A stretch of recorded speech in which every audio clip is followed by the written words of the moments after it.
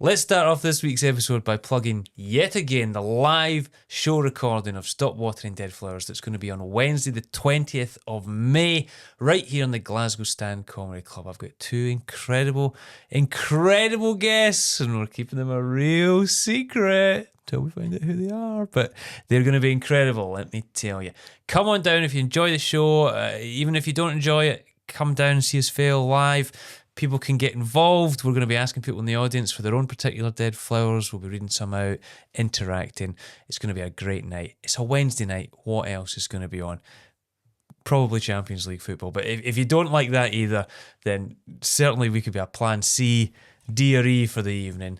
Come on down. But welcome back to another episode. Stop Watering Dead Flowers with me, Chris Forbes, in association with the Stand Comedy Club.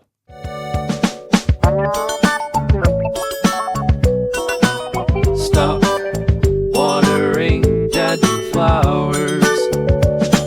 I'm delighted to say this week's guest is the wonderful Ryan Cullen. How are you, Ryan? I'm very good. It's weird. I try and sound really professional at the start. And I can't. So, I do a podcast with Nelson, and I make Mark Nelson do all the things that you've just done because I would never get through it. I'm so impressed that you even managed to do a plug. Oh man! Like if we ever get like any sort of like advertisement, he's doing it. There's no way he's got the host thing. I can't speak. You've seen me in here trying to host. I can do the joke part, but I can't do the part. By the way, can you just be quiet or turn off your phones or there's a break? That I'll just completely collapse. Anyway. But no, it is feel funny, but I think I've got better at doing the plugs as well, and mostly out of absolute necessity as well. You know, where it's like, we actually really do need people to come to the show. yeah. So I better start selling this professionally. I do have rent. As much as I'm sitting there going like, I better not put it out there, you know. I always feel deep shame by just saying, any chance you could come to the show? It's very funny. It's horrible. It's ridiculous. Why? It's actually ridiculous when you take it down. Nobody. That's one of my regrets. Not just being able to promote myself my entire career. What is that with... Because generally that must be... No one likes blowing their own trumpet, but certainly in the comedy world, why does nobody... Certainly people that should probably the most... No one has that ability to sell themselves. And then after COVID, there's loads of people that haven't even done comedy, basically, and they can promote themselves like... And I'm like, God, I've had the jokes and that. God, if only we had some self-worth. Exactly. Self-belief. Self-worth. You're like, this is about regrets. It's like, is it going to be 9 hours long? Yeah. I've got a regret from the way in here. A bad one from the way in here.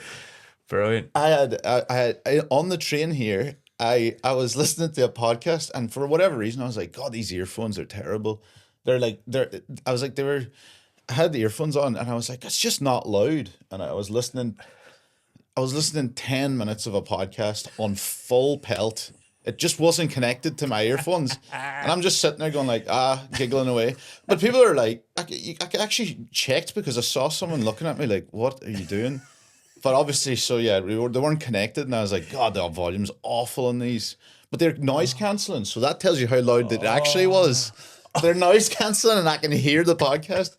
I can't tell you what I'm listening to. I was listening to I don't know if you know, it's like the Cumtown podcast. It's not like, wow. It's called Cumtown. It's like listening to like an adult Ren and Stimpy going wild on the thing. It was awful. Yeah. That is incredible because now I can't stop thinking about the people that were around you telling this story going, do you know on the way here there was a guy with headphones but he didn't know it wasn't connected and he was listening to something about cum. And I honestly think that they should... I think it was rude of them to not have went, are you insane? Do you not even... Like, obviously, I'm the rude one, but they must have saw me with the headphones going... Surely that's a modern day... Try and turn it up. Surely that's a modern day take of, look, your fly's down. Like, you have to tell someone... My favourite thing is they would have seen me going like this, giggling, and then me going, it's so low. And turning it up every 2 minutes, it's just getting louder to them. But for me, I'm like... The fact that they weren't laughing at you, like... it was awful. Like, I got nearly as far as like Livingston before I was like, oh no. I nearly changed carriage. This I nearly just got off at Livingston and shame. sorry, Chris, I'll be here too. I've had an incident with my earphones. This bodes so well for the podcast though, because it seems like you're going to have a lot of stories. I do. But and by the way, as way of introduction, which is always quite a nice thing to do as well, and professional, as we retain a modicum of professionalism. Ryan Cullen, one of the leading comics in the whole UK, really, and you're everywhere. You do loads. You're the head honcho kind of roast battle guy as well. Aye. You gig around the world. We've adopted you here as well. You live in Scotland, but obviously originally. Yeah. No, I love Scotland. I moved here in Scotland. Best thing I've ever done. Yeah. That's it. That's a non-regret. Yeah. I don't regret leaving Ireland. That's terrible. People are always like, oh, do you miss back home? And I'm like, nah, not really. Like, I miss going back to my family and stuff, and I enjoy going back to Dublin and doing gigs. Where I did live in Dublin for about 10 years before, and I like going back and doing gigs. But in terms of like actually sitting in and living in the place, I'm like, nah. Do you know how expensive Dublin is? I'd moved to Edinburgh and I was like, oh my God, my quality of life has improved so much. It's so cheap. No. And then everybody else in the UK is like, Edinburgh? Aye. Is that how bad Dublin's got? Aye, Dublin's Edinburgh's real a bad. bargain. Yeah, I was like, oh my God, it's so cheap here. It's so funny. Yeah. That's mad. Well, how are you as someone generally away from comedy and stuff? When it comes to these types of regrets, and you saw the kind of format of what this podcast was about, were you someone that was like, oh God, yeah, I've got loads of these, I hold on to these dead flowers all the time, or are you quite good at moving on? I'm only better recently at moving on, because I had a load of regrets, and I had a load of like, it was mostly kind of coming from like trauma and stuff like that, and like, so in the last couple of years I was kind of like forced into doing better. Yeah. So now I'm trying to let go of a lot of regrets, essentially, and it's working a bit better at the moment. Good. Trying to let it all slide off. You've come to the right place, my friend. Yeah, I have. I wish we still had Rolling Stones' Dead Flowers, one of my favourite songs. Yes, a cracker. That's an absolute cracker. How many episodes did we do? Maybe like the first 3 or 4 episodes we always had like an actual dead flower. We used it symbolically to throw it in the bin at the end of each, but it just seemed a bit too cheesy. Do you know, I've got one for you though. I've got a cactus that's dying. Oh. How I'm killing a cactus? That's hard to do. It's so hard to do. I don't know what I'm doing wrong. There's a cactus. I've had it only like a year. They survive. They survive in such wilderness, and such heat, and such everything. And I don't know what I'm doing, but this thing's dying.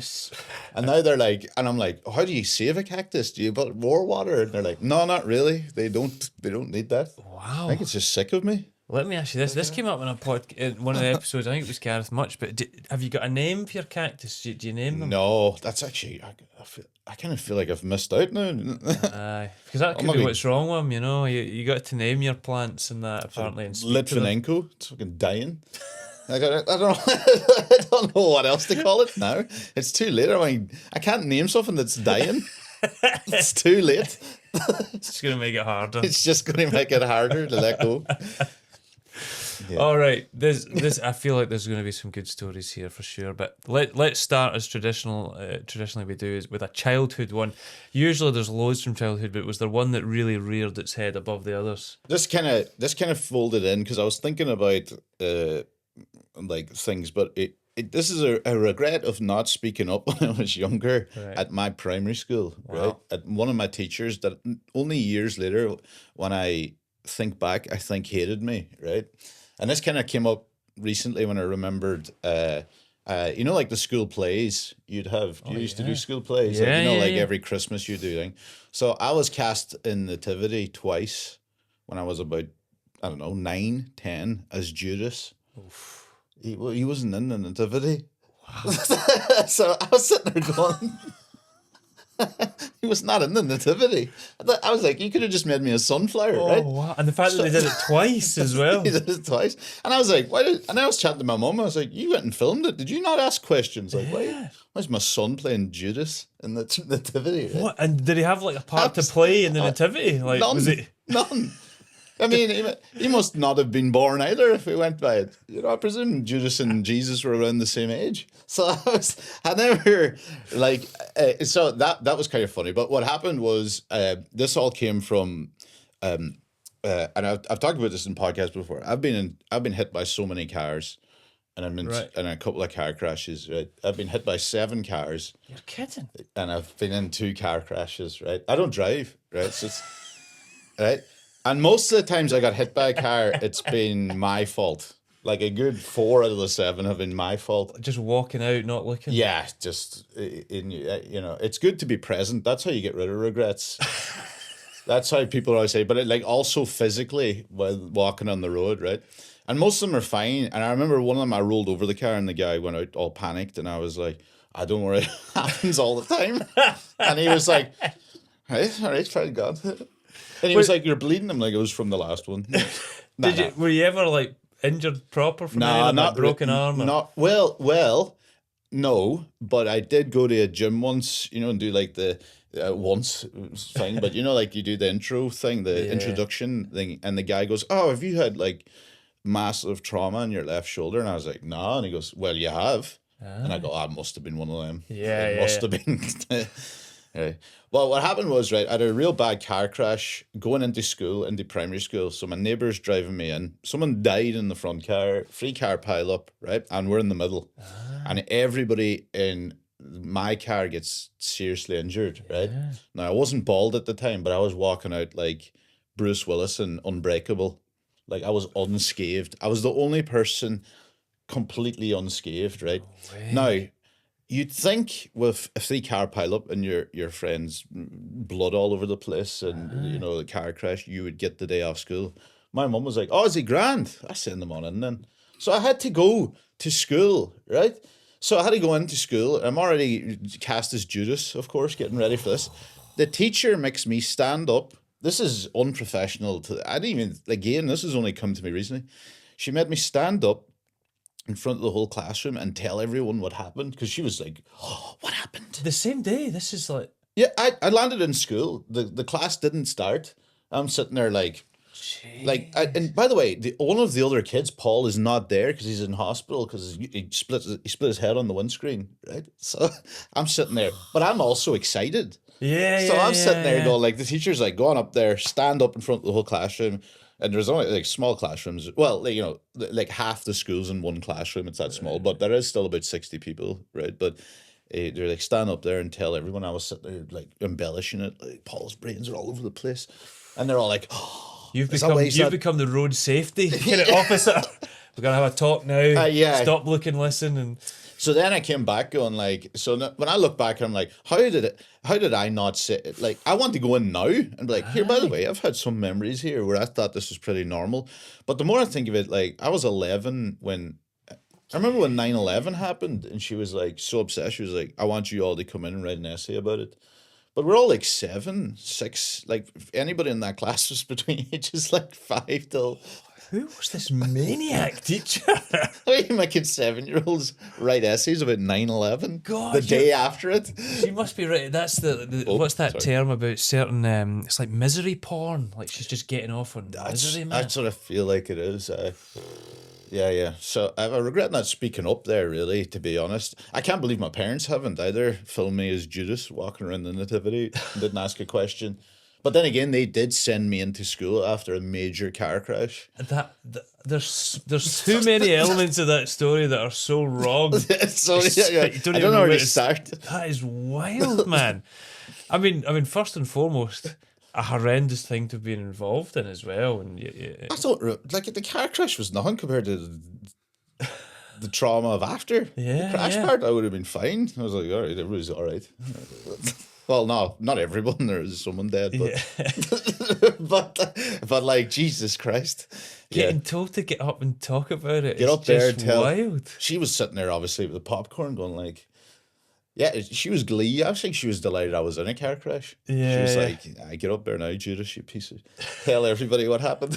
You probably caused it, Judas. Come on. I can't explain how quiet of a child I was too. I wasn't even like it wasn't like, I think a lot of people would see comedians and think you're the class clown. I was like, I never opened my mouth. Yeah. So it's even funnier that I think she just had a hatred. Quite funny, yeah. That's wild. And that's without any of the actual delving into the Judas thing more, which is just... I don't even know where usually, it's just a sunflower. Yeah. Jeez, that one's just come to me now. Yes. So...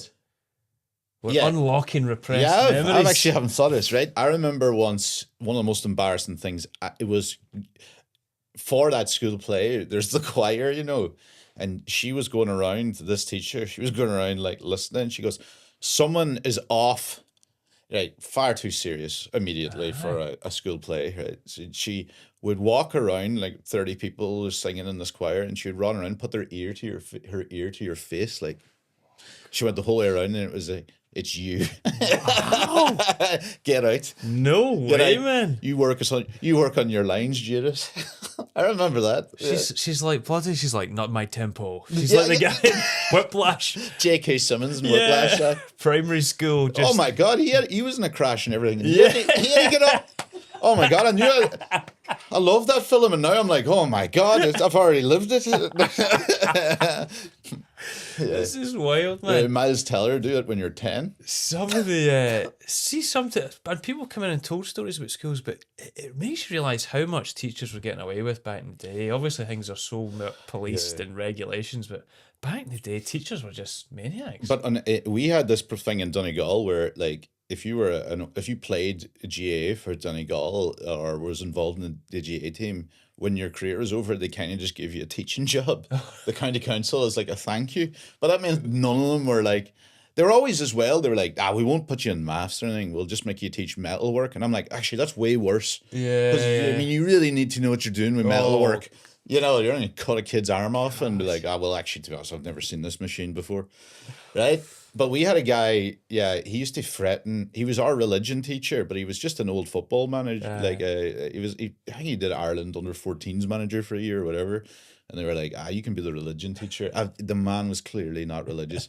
He just threatened to crucify all the kids anytime they were talking. He'd have a cross up on the side, and he'd be like, "Be nailing you to that, son, if you keep talking." That's all he ever did. And he just wheeled out the Lion King and just sit there and fall asleep. I think that's the funniest thing about it. We had an RE teacher as well, and she was kind of quite cool, but it was so clear that they weren't religious. It feels like people just end up in that job, like, I'll teach it. And then I'm sure there was something about how there was like a scandal, but maybe it was just like kids spreading like an urban legend that she was actually having an affair or something with one of the other teachers, and it's like she's the RE teacher, so it felt really dangerous and cool. It's like, God. It's wild. But it's just reminding me as well, like, you just wouldn't be able to get away with it. Our history teacher, who was a bit of a character, so at the time you don't know any better, so you just think this is quite funny that he does this. He would like wear one of the old school black capes. Like just and then he had like one of the wee hats, like the wee board hats. But the thing he had was a fishing rod. Like, see, instead of like a pointer for like pointing at stuff on the blackboard, it was a fishing rod, but it was a telescopic one. So sometimes he'd be walking up the back of the room and he'd be asking a question and he would turn around and and it would like come flying out and he'd be like, "You, Sean!" And it's like, you were never safe whichever side of the room you were. But it's like, God, you couldn't do that anymore. Like, it's terrifying, man. Why are you like the first thing most people are like human resources or whoever is in charge would be like, why is he walking that up? It was wild, man. Yeah. God, it's always the religion teachers. Yeah. Oh wow. I say that as an Irish person, it immediately unloads a lot more than but usually I think it's because they actually think that it's you don't really need training, just read you know a bit about Jesus, just say that. They say it was religion, but there's only one religion. And there's nothing about anything else. This is I mean, I feel like we've started large there in the childhood story. God. Yeah, there's a lot going on there. God, we've lost somebody. There's a pile up. Judas. Most of my stories do end up with someone dying. It's shocking. let's move on to. Let's go to a career one then, and I guess death is part of our career in a metaphorical sense, but hopefully no one's truly died here when you picked out. Are you someone that did a lot of different jobs before kind of comedy was? Yeah. I worked in hotels mostly. Right. I worked in hotels, and I kind of like.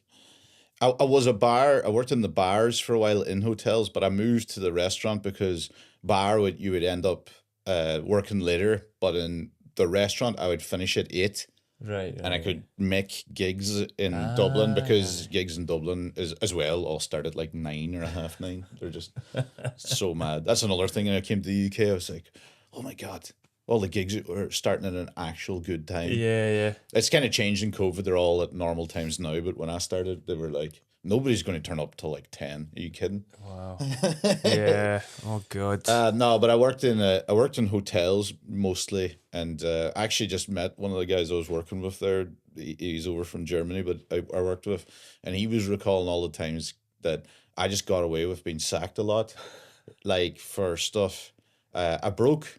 The worst I've ever done was like, you're turned over for lunch. This is in the restaurant, and I put a big trolley and all the 2 liter jugs of water. So every table was just had to have a 2 liter jug of water, with the ice. So I filled it up, and when I was wheeling it out, just when the people were coming in, the wheel fell off the trolley. Right, it hit like the kitchen, like the thing. Right. And I thought like, well, it's going to fall. Right, some things are going to get broken here. You think there's so much falling that it would cushion at least half of them.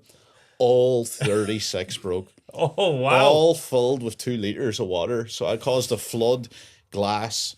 Guy's absolutely fizzing, right? And he comes out to me at the end. Well, I thought it was a dick move, right? He came out with like the thing, because in my I was like, well, hold on, it's not my fault that the wheel fucking fell off, right? But he went, he's like, that's the damage you caused.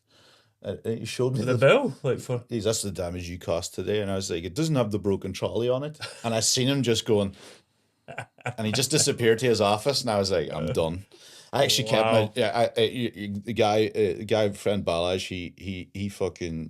He asked for my job to be kept, right.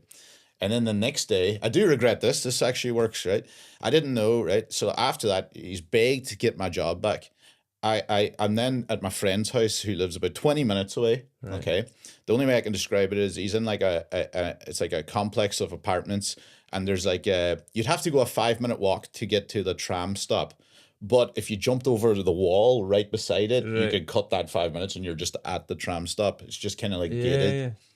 So I'm leaving Jim's house, my friend's house. I'm fucking thing. I've been climbing over this certain wall, this guy's back garden, some random guy's back garden. So I climb up it one day and I jump off and I land on my feet. It's a bit of a drop.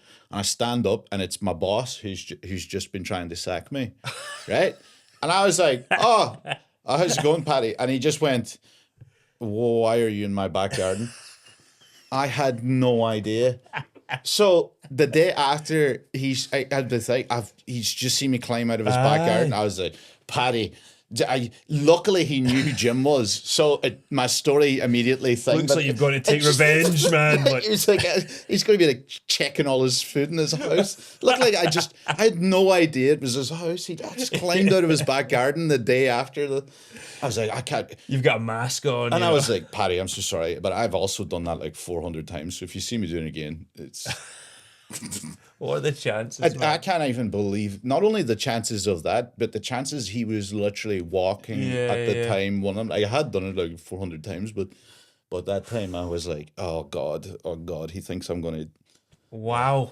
Yeah. This is a ridiculous question, but I'm always curious about this just because I worked in a restaurant for a while, and I always like to know this because even now when I see people doing it, I'm like, I just never got that. Were you good at like serving multiple plates? Like, I never got the handle of doing that thing of like plates up the arms. And I could only do I could do 4 on one arm. Aye. And maybe 2 there. That would be the max. So 6 plates of food. It was always I don't know why. This is all over the place here, but this is a real jump into another story. But and it's going to start wild. But I got arrested in Sydney airport for sex trafficking because I got How we've jumped there from plates in your arms. I'll explain, because I got arrested and I was going on holidays with my three friends and they were all girls, and my face must have flashed up on a thing. So I get dragged into like this side thing inside the airport. I kind of think that it's a joke. I kind of think I'm in a... yeah. Like, I immediately was just like giggling, right? And I realized it wasn't, because they brought them into a different room to interview them too. Because not only did I come across... Because they've been rescued. It looked like I was coming in with three girls as well, while being flashed, I think. So it all thing. So I was sitting there going like, and I had just started comedy as well. This is like 2015, 14. And I went... I was like, God, I only knew it wasn't a joke. I was like, fuck me, have you seen their faces? It wouldn't stand to make much money. Nobody laughed. It was just stare-faced. And I went, oh, shit, right? But they were like, to prove what I did, and they were like, what do you do for a living? I was like, I'm a waiter and a comedian. And I could only think of, I don't know why I panicked. And I was sitting there going like, bring in plates. I'll show you I'm a waiter. I can hold 6. But they were like, we don't have plates, sir, and that's clearly not proof if you're a waiter, right? So then I went, well, I have a stand-up comedy video, and it was like this terrible 3-minute set, like your very first ever set on YouTube, and they're just watching a video of me bombing, and they were like, yeah, that's... I mean, I could still be a sex trafficker, but they were like, yeah, this guy's clearly a joke. Oh, wow. So they let me out. And then apparently I wish we'd had what plates. really sold it was the 3 girls in tears laughing about me being a sex trafficker. They were like, all right. They were having such fun. I cannot believe that actually linked to the plates thing. It is, well. Bring me plate. Bring me plates. I'll show you. Surely that must never have happened in the history of someone trying to defend themselves. Yes, there's bound to be an all bar one around here. Get me 6 plates. I can do it. Imagine they'd got 6 plates and then they were like, fucking he wasn't. Look at this guy. Well, this guy couldn't be a sex trafficker. He must be one of these skilled workers we've got over here to Australia. So I was like, that was my defense. Give me plates. I got hold plates. This fucking idiot. Oh wow, brilliant! Right, well, after obviously you've worked in the restaurant, you've done the bar work now. In terms of a story, was there one that jumped out from your time in comedy as well? Well, like, because people are like, most of my things are like, oh, a joke went bad, or something you say backstage thinking it's a joke, right. or something. I regret saying a couple of horrible ones where, like, if I do dark jokes and it doesn't scan, you're just an arsehole. You know, and that happens obviously a lot when you're doing a thing. But do you know what? This one, I didn't have really like a career one. I had one where it was just after a night out and going to another gig right. It's not really career based, right? But I'll tell you, I really regret this. I went with my friends. They came up to Dublin because they were going to another gig, so a gig from a band called A Day to Remember. Don't know if anyone remembers A Day to Remember, right? Now, that's a fun sentence to say. I hate them, right? They came up, they were going to go to my gig, doing 5 minutes somewhere, whatever, like, you know, and then we were all meeting up after and thing, and I died on my arse in front of them all, right? And we went to A Day to Remember. It was awful. They're all super fans. It was back in the days when like Avenged Sevenfold were massive, so all of my mates had A7X shaved into their heads, but bar me, right? And I was more into like punk stuff, but these guys were called like Pop Mosh. They were famous for like a Kelly Clarkson cover, Since You've Been Gone, where they go, Since You've Been Gone, and then it gets the thing and it goes, bah. It was real mix. It's just awful. I'm like, commit to one, right? At the end of the show, we're out back. And they're all losing it because there's a meetup. So I'm trying to like not even talk to them. I hate them so much. And I'm trying to I remember going like, oh, take a picture of the band with us. And I go, here, I'll take the picture. I was like, right. So I start taking the picture of the whole band and my 3 mates. And they're all like, oh, great. And I could just see the bass player. And I'm like, all right, cool, let's go. And the bass player goes, no, which I think's rude. He goes, do you not want a picture? And now I accidentally, obviously, instead of saying no, I think my reaction of saying no, my body language was insulting because you want a picture? And I went, oh no. Rather than, he goes, do you want a picture? He was trying to force me to get a picture. I was like, no, I'm fine. And he's like, I feel like you're fucking saying something, right? Anyway, long story short, it starts into a full fight. Oh, wow. Like an actual fist fight in front of the entire fans of me.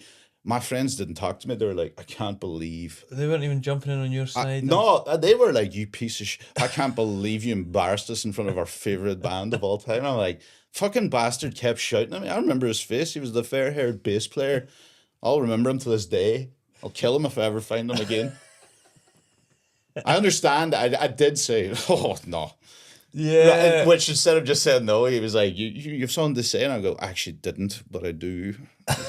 I think at the middle of it, he was like, oh, you definitely have something to say. Do you have something to say? You're fucking awful.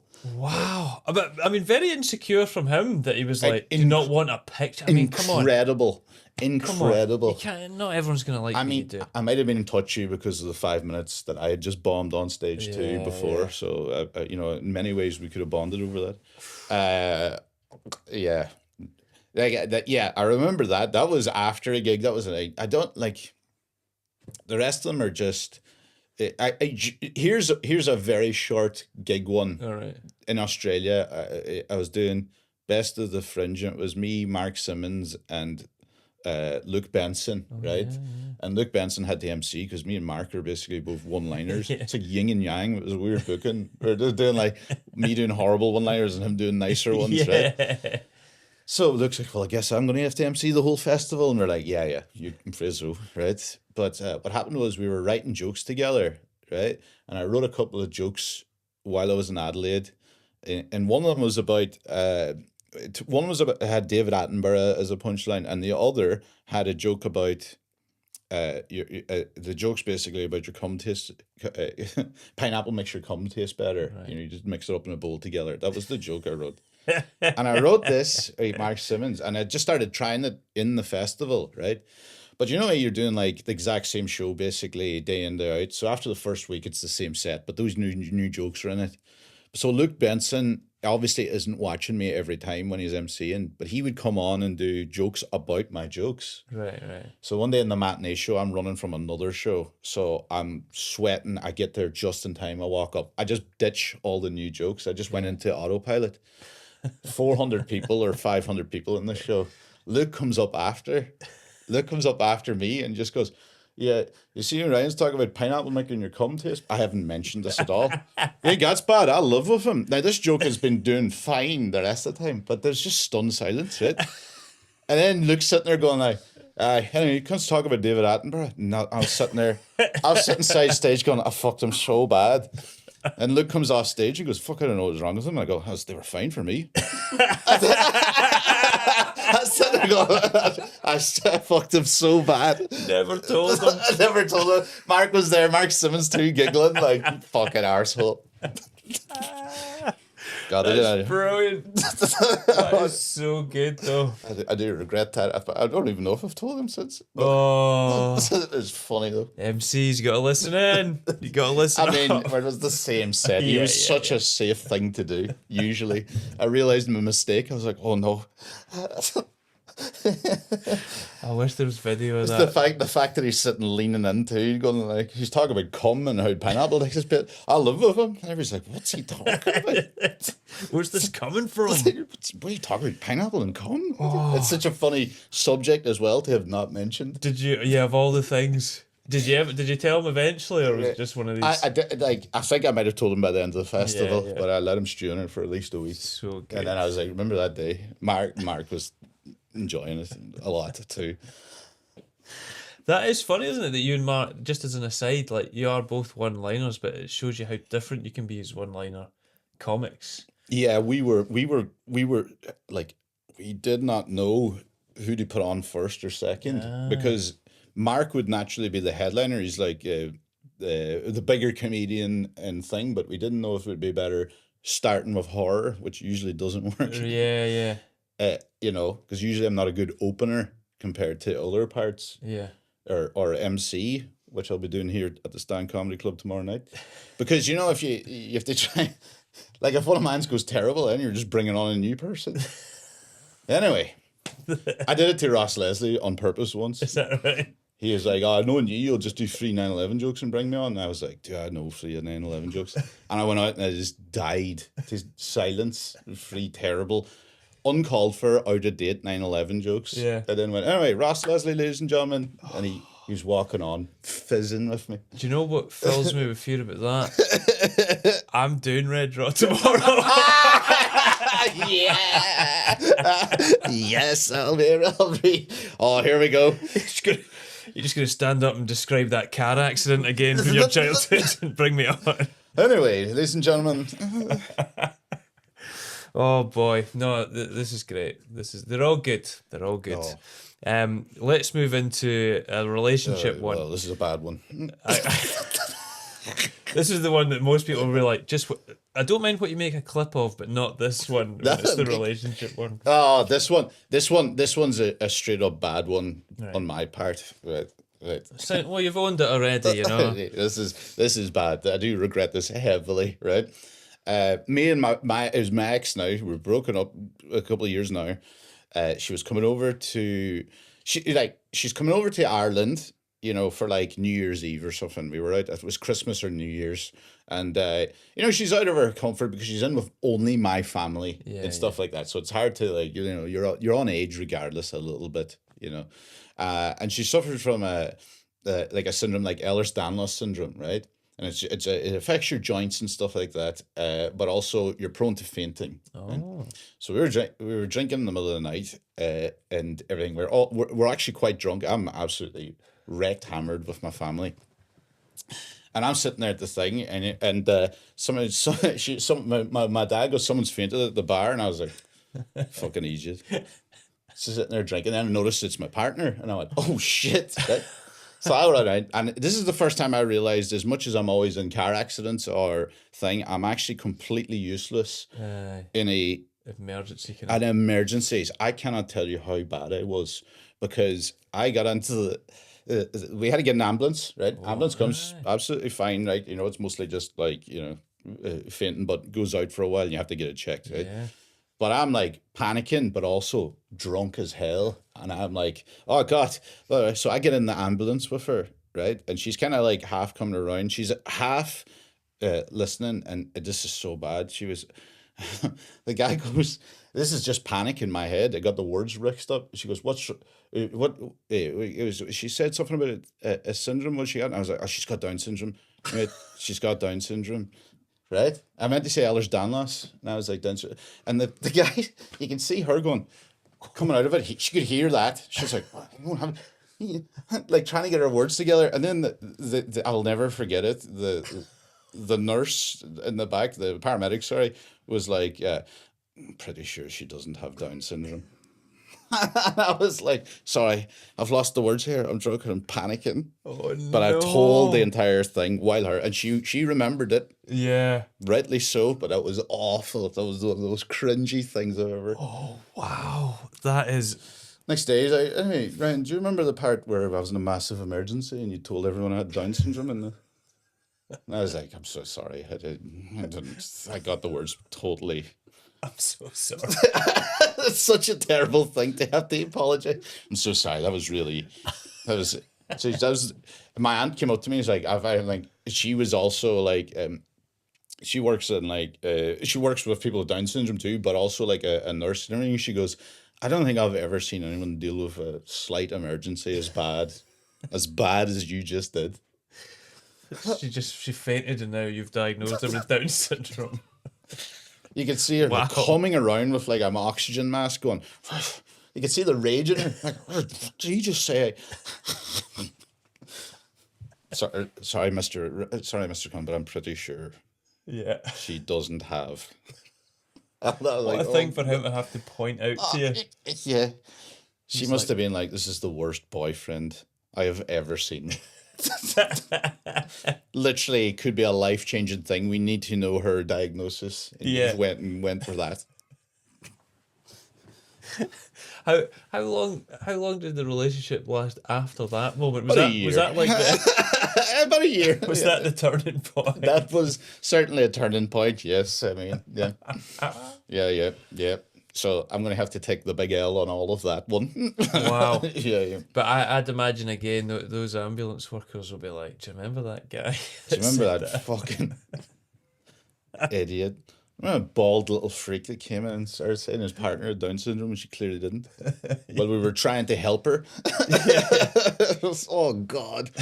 Oh, I cringe when I think of that. That's a definite personal regret, that one. Yeah, I can imagine that one popping into your head Oh, it sometimes. does. Oh God. Yeah. Holy shit, wee shiver.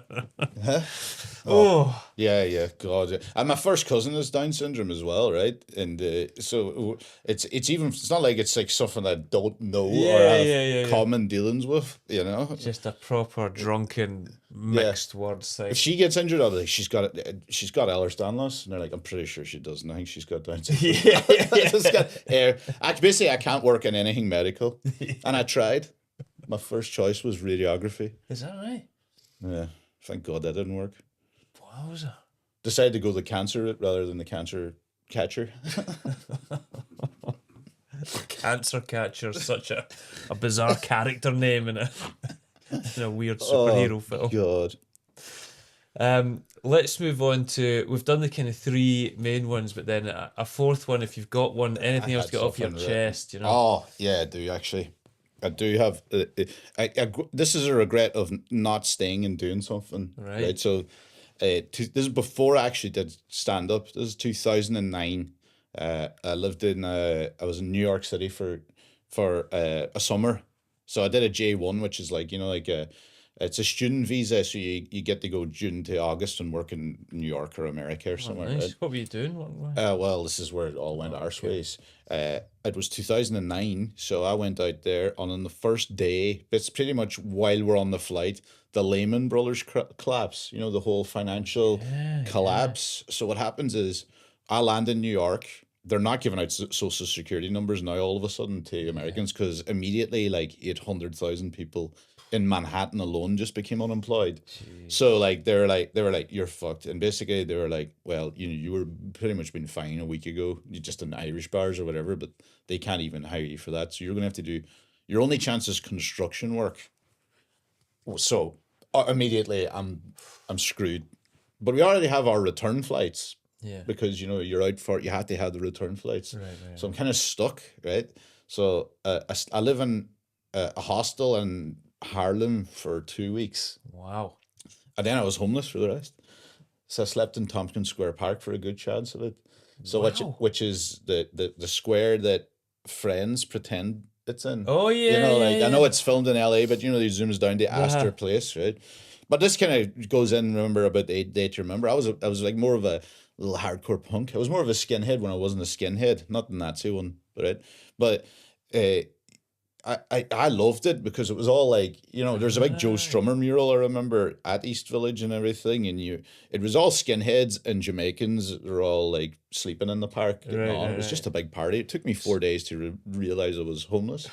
Really, right? So there was a sense of a kind of adventure and we let- excitement of it. And It's my idea of hell. I was 19. The idea, I couldn't even do one night of it now. At that time, it was good crack, right? aye.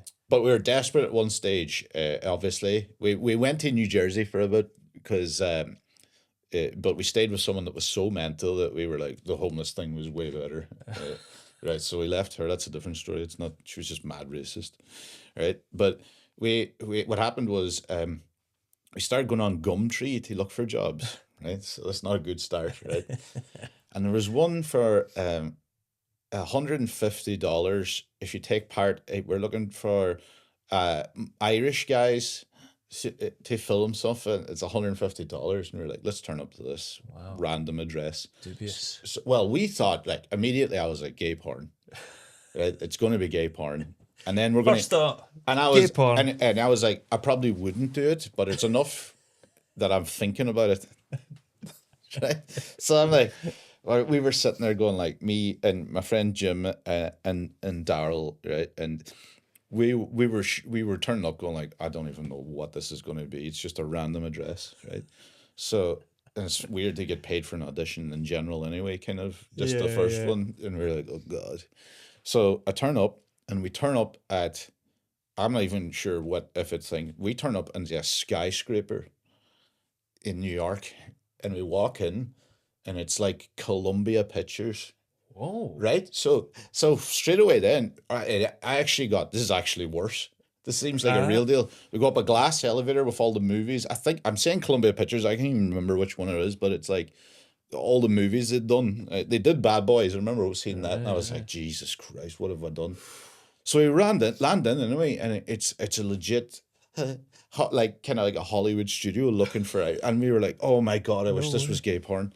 Like it went the other thing, like because then like we were meant to go for a laugh, and then all of a sudden it's like, oh God. And you know, and I suppose I was kind of a little bit into the arts. I had not done acting or thing, but one of the guys, Daryl, is like finance guy. He was like, well, this is you can see him collapsing absolutely. Jim, at least I think, did a bit of acting, and he was like, oh shit. Aye, we better take this seriously. So they're looking for Irish people. I got two parts in two films, and I had to leave because I had the thing. It was filmed. I had to leave in August, but they're filmed in September. Now I checked up. One of them wasn't. One of them didn't happen, and I know that much, right? But the part I got was the part of her young Northern Irish manager of Queen Latifah in a Queen Latifah biopic. No way. That was why they were paying. They're like, we need a guy that looks like this, like a younger Irish. He was quite young to be an agent. Like I think he must have been from Belfast. I think, but they were like close enough. So I got a part in a Queen Latifah biopic. That never actually happened because I've been looking for it to see the part. Way. The other part was as a FedEx driver in National Treasure. Really? You know, like Nicolas Cage film. Like, but I had to leave. I had to turn it down because like we had to get out. No way. But my God, I regret not staying. I mean, I couldn't, but I do regret not staying. Could have been in the movies. What? I mean, a Queen Latifah biopic and a FedEx driver in National Treasure isn't really Hollywood, but it would have been a good story to... It's just a cool story in general, though. Like three mates that were just going to a random Gumtree ad, and then all of a sudden you're... Gumtree? What the hell are they doing on Gumtree? Like, the last thing I expected, when we turned up, I was ready for some dude's house, and I was like, right, just make sure, don't turn our backs on anyone. We'll go in like a... We could get robbed here. It's Gumtree. Like, you know, most of it's for... I don't even fucking know. Like, I've watched enough serial killer things, and that Luca Magnotta guy put that guy up from a Gumtree ad. So I'm like, in my head, I'm like, oh, great, right. Yeah. So imagine my shock when it was a beautiful skyscraper and we were going up, and I was like, oh no. For some reason it got so much worse. We worked ourselves up and laughing and worked ourselves into a frenzy in that very long elevator, like way up. We were like, oh my God, why is this on Gumtree? I mean, like, the person you went up to meet, or like the casting director, they must have found it quite amusing that there was all of a sudden just these guys. Three guys from Donegal, like great. They were like great. I think Jim got one of the guys as well got another part as well. The same thing. They kind of were like, we actually need someone for another thing that you might work as too. And I was like, my God, it shows you how easy, or not easy, but how like pure luck things can be. Aye. That's great though. What a mad story to be. I mean, I kind of want to go back to the fact that you were then homeless in New York. It was great because like all these guys used to come up to you, like all these like 15-year-olds, and they were like, "There's a gig on at 5 o'clock. It's in that squat around the corner." And I was like, all right. He goes, the Casualties are playing. I'm like, cool, I've heard that. It must be a cover band. And then you go and you forget it's New York and it is the thing. And then it would just be the Casualties playing.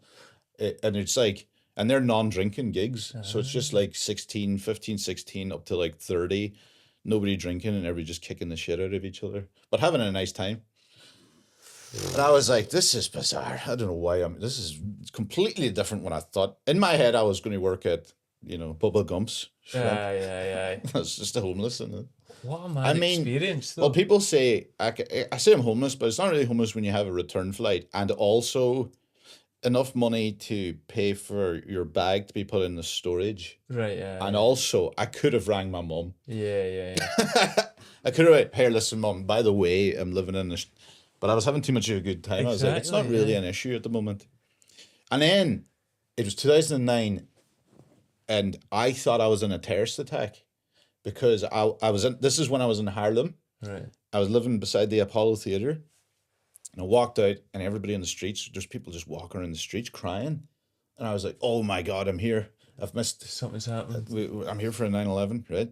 And I found out, like, I was so disappointed to find out it was just that Michael Jackson had died. And I was outside the Apollo, so all his mad fans are going to the Apollo where Jackson 5 had started. So it was just all Michael Jackson fans, like fucking tears. But I thought it was a terrorist attack for ages.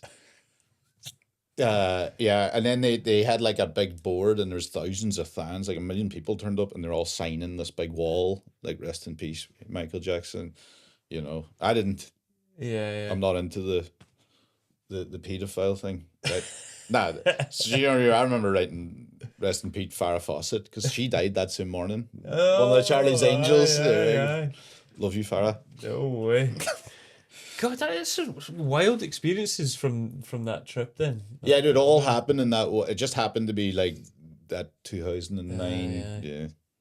Did you ever do gigs over in? No, I've never. I've done gigs recently in like just roast battle stuff in like LA and Denver, but I've never actually done. I've never done an actual stand up set in America. No.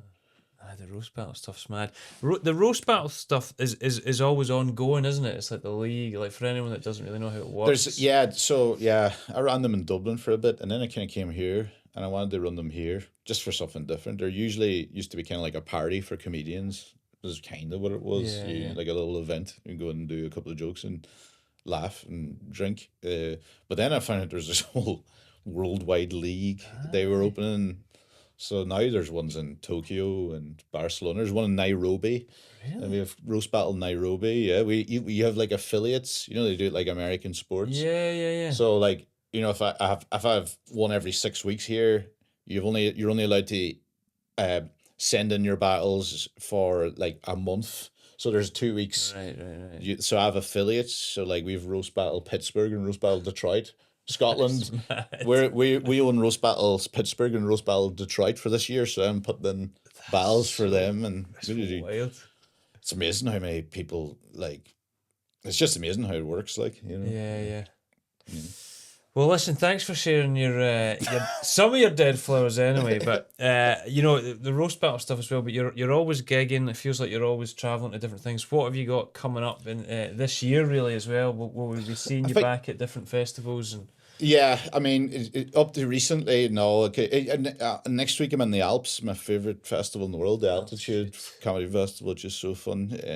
You know, there's still, I think, a couple of day tickets left, but it's very bizarre if I went to come to Altitude and someone's like, "Oh yeah, I've got $2,000 to burn immediately." I'll be doing the Fringe as well. I'll be doing the Fringe Festival, and I'll be doing.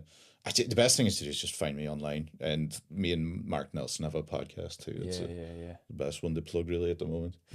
Definitely. No, check him out, please, for our listeners and watchers here, Ryan Cullen. It's really brilliant. It's when you're on a bill, you know that it's going to be a totally different type of night. Thank you. In the best way, because there's some acts that comics like watching more than others as well. So most people don't like watching my jokes. They like watching the audience watch my jokes. But that's it. They're always like looking at one person. You know there's going to provoke a reaction, good, bad, but it's it's brilliant. It's great writing. So, no, please do check him out and check him out at the Fringe as well on the podcast. But that's us really this week. Thanks again for anyone that's watched, listeners. Remember, for anyone that's really a big fan of the podcast and wants to support it a little bit financially, you do always have the option to sign up to Patreon, where you get early access, some bonus content as well. Thank you to you guys in particular that have done so. And in fact, to Katie in particular, who I met at my work in progress in Edinburgh, who came up. That was the first time I met one of the patrons directly. It was a real pleasure. Thanks as always to the Stand Comedy Club, to Big Shud Stables, never seen but sometimes heard in the background, and Chris Thorburn, the editor. We'll see you next time.